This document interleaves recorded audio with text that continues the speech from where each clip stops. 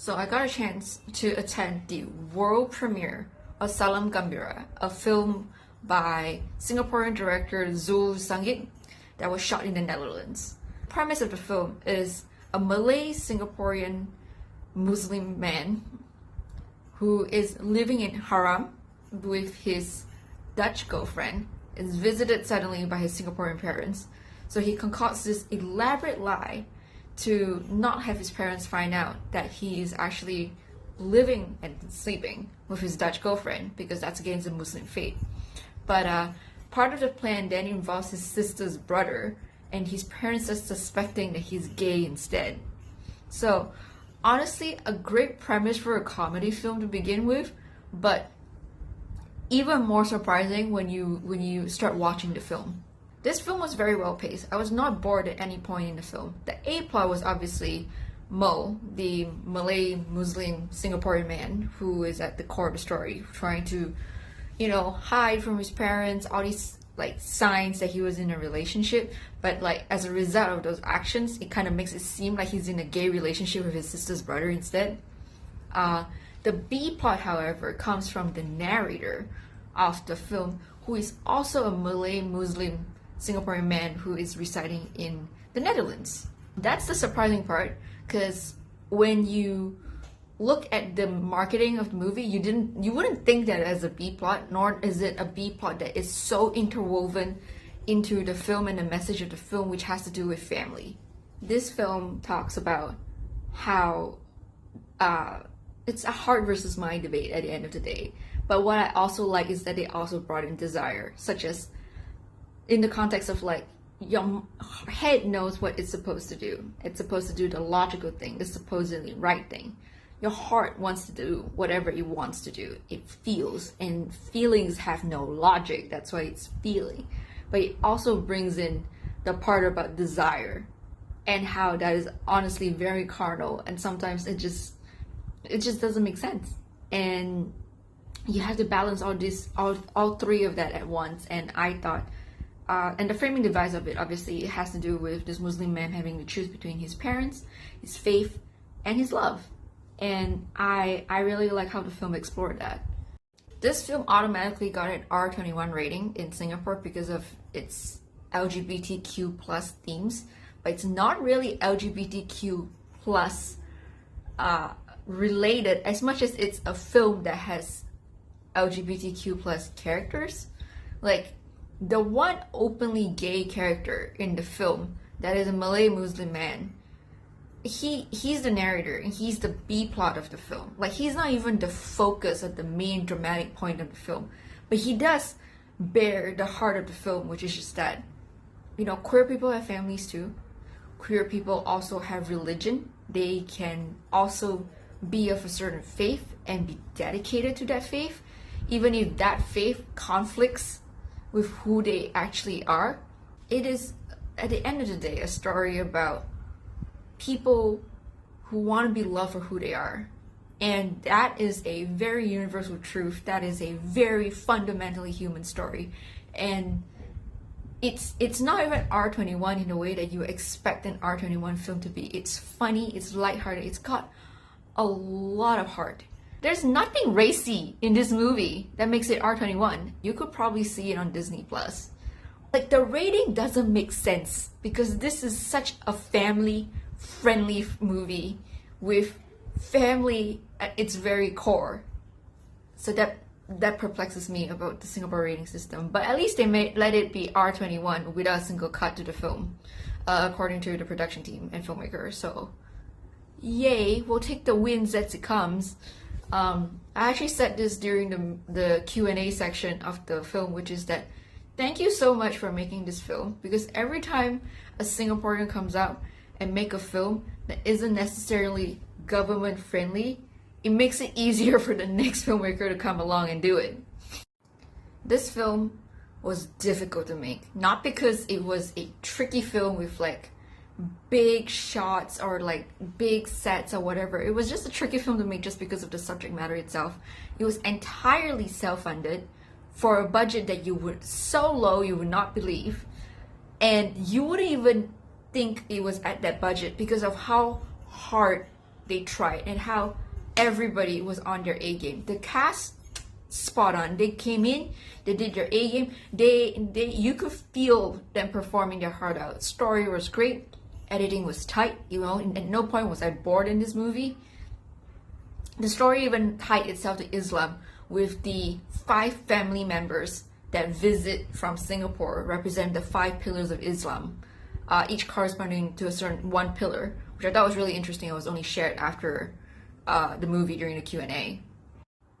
It was also difficult to cast too, because it required actors who were okay with the fact that being in this project itself could affect their future like work opportunities, because like the fact that they were in a film that was supposedly LGBTQ plus friendly, or would affect their opportunities being cast in local shows moving forward. The female actor who plays a Muslim mother had a scene where it was very vulnerable, where she removed her tudong, her Muslim head covering that all Muslim women have to wear, and that could potentially affect her chances of being casted in like future gigs that's like Muslim friendly, or a Malay TV show, stuff like that. And these are not things that we think of when we're watching the film, but keep in mind that this is a film that, because of all this context, took a lot of bravery to be made. Even during the Q&A, you can tell from the way the actors answered the questions about being pro LGBTQ plus, or how they kind of approached the project and stuff, that they were very careful to not say that they were explicitly supporters of the queer community, and that to refocus it back on the film. I'm a gangster, you know. Doesn't mean I'm involved in a film with gay elements. I'm part of the LGBT community. I'm not a pro-LGBT, but I'm not against it. And they were very careful to say that what they are is they're supporters of human stories. They are supporters about humans being humans.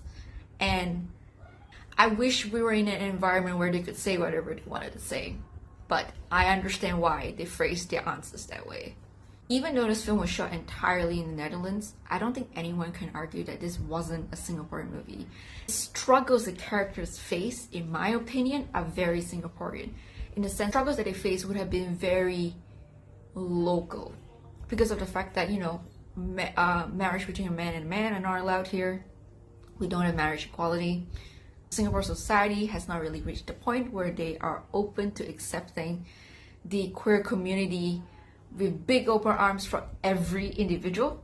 So I think it is the struggles that the characters face, and of course those lovely accents and the random little Singaporean tidbits, such as like, oh, change to channel 5, as in channel 5 equals English.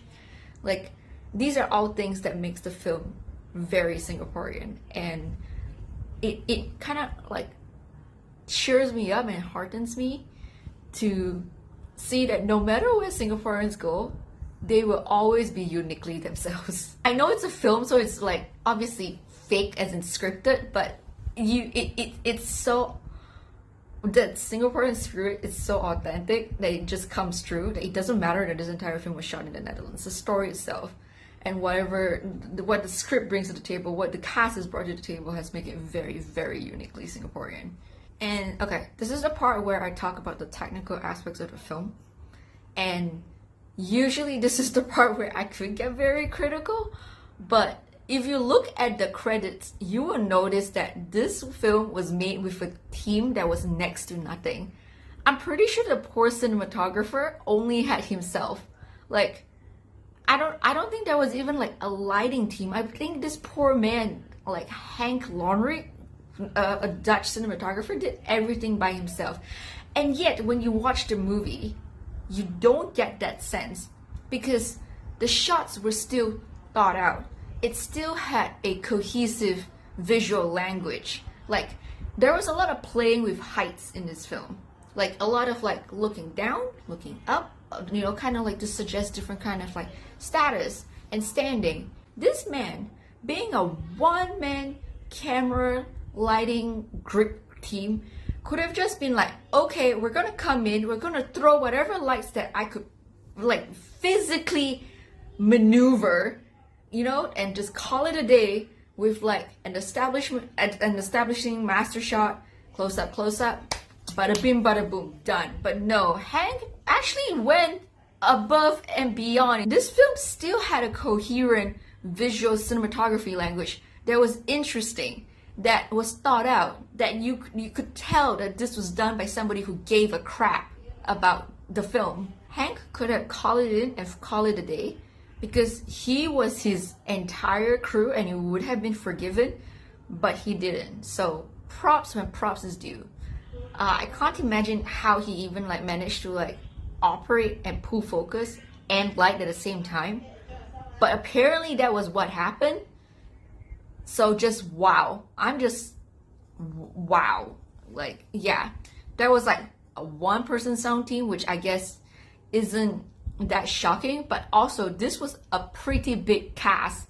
A scene had at least like 7 people at one point. Like, remember how I mentioned there were 5 pillars of Islam? That means there were at least 5 cast members on screen for a lot of the scenes because they kind of came together as a package deal. Imagine trying to mix all of that tracks and miking up each and every single actor at the same time. I believe this film comes out Thursday at all film guard theaters in Singapore. So definitely watch it if you can. Support your local filmmaker, or just support the fact that this is such an effort of love and bravery by the entire cast and crew. The sort of risk that they took, you know, in terms of like the future of their careers, how they potentially have to deal with backlash with family and friends or just on the street. You know, internet comments have already been plenty nasty, and this film only just came out, like, just to do a little screening today. Like, one screening, and it's already been like this from people who haven't watched the film and don't understand. So yeah, if you're a skeptic, buy the ticket, watch it, and then make your comments. If you're not, just do it anyway because it's a good film. And yeah, thank you for watching this review. Please click like and subscribe because this is a brand new channel and I could use it. I have been posting previously on TikTok and Instagram a lot, but I am going to just consolidate them and put them here on YouTube instead because I didn't think of the fact that you could do short form content or 9:16 content on YouTube. But yeah, I'm gonna do that from now on. So thanks for watching. Bye.